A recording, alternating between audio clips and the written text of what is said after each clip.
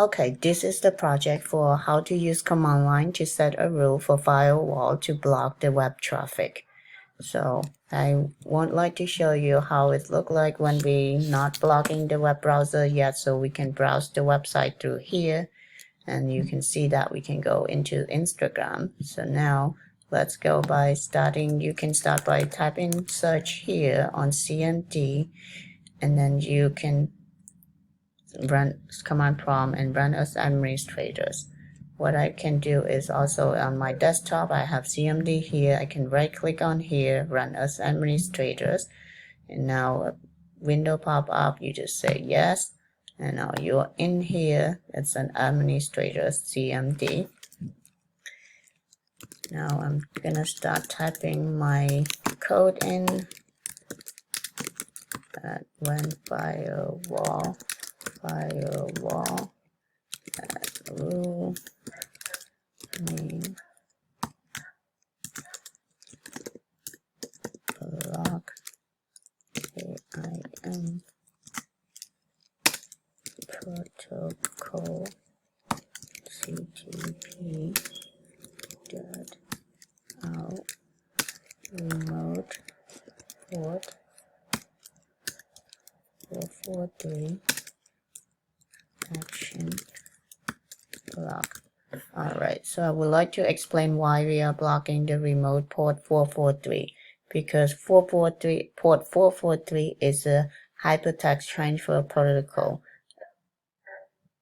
as secure and encrypted.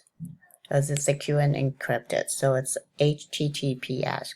Or most of the website that we go on, the web browsers is starting with HTTPS. So it's mostly that. We can also block another port, that is port 80, which is also a hypertext transfer protocol, but that one is not secure and encrypted. So we're gonna block both on here. And now we can just type enter. Now the system was reply to you back, it's okay. So now the rule is end.